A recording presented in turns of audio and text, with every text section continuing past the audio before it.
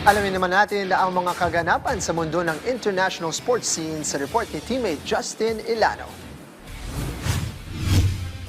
Aprobado na ng National Basketball Association o NBA ang Exploring Beats para sa nakabimbing team expansion ng naturang liga nitong Webes. Yan ang paksang tinalakay ng mga league franchise owners sa ginawang Board of Governors meeting sa siyudad ng New York, kung saan muling nailatag ang planong pagdaragdag ng dalawang expansion teams sa Las Vegas, Nevada at Seattle, Washington. 30 team owners ang pumabor sa nasabing expansion, kung saan matagal ding naging frontrunners ang dalawang siyudad at inaasang aabot sa 7 to 10 billion US dollars ang nakatayang bidding price para sa plano. Kasama rin sa proseso ang formal bids, 2026 late second vote, expansion draft at realignment ng Western Conference, kung saan kabilang ang naturang teams. Ayon kay NBA Commissioner Adam Silver, magsisimula na ang liga na makipag-ugnayan sa mga interested parties para sa susunod na hakbang ng nasabing expansion na inaasahang magsisimula na sa paglalaro sa darating na 2028 NBA season. Dahil dito, matutupad na ang hiling ng ilang fans sa Seattle na matatanda ang naging bahay ng Supersonics sa loob ng halos 40 seasons, kung saan napagdesisyonan itong ilipat sa Oklahoma City matapos ang isang lawsuit at settlement sa Emerald City. Huling nag-expand ang NBA noong 2004, kung saan hinirang ito bilang ika-30 prangkisa ng liga at binitbit ang pangalang Bobcats sa kanilang inaugural season.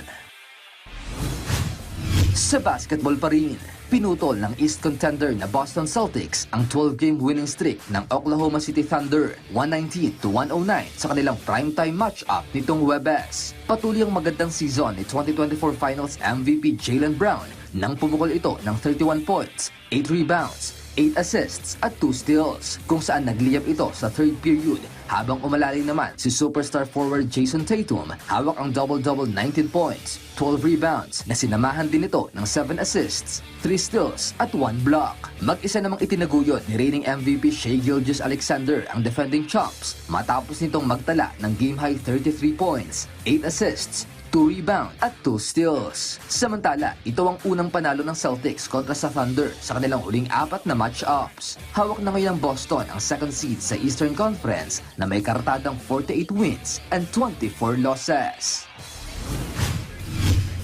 At sa football, pinatawan ng one-match ban si Real Madrid midfielder Federico Valverde matapos ang kanyang kontrobersyal na red card sa laban nito kontra sa Atletico Madrid nitong Webes. Iyan ang naging desisyon ng Spanish Football Federation Disciplinary Committee, kung saan isang laro ang uupuan ni Valverde matapos ang naturang dirty play kay Atletico player Alex Baena sa mga huling minuto ng naturang laban. Ayon sa match referee na si Jose Luis Monuera, binigyan niya ng red card ang Uruguayan star matapos itong sipain ang kalaban kahit na wala naman sa playing distance ang bola. Gumamit din umano ng excessive force si Valverde, kaya't napilitan si Monuera na alisin ito sa laro. Dahil sa suspensyon, hindi ito makakalaro sa nalalapit na laban ng RMA kontra sa Mallorca sa darating na April 4. Sa ngayon, kasalukuyang nasa international break ang 27-year-old, kung saan naghahanda ito para sa friendly match ng Uruguay kontra sa bansang Algeria at England. Justin Ilano para sa Pambansang TV sa Bagong Pilipinas.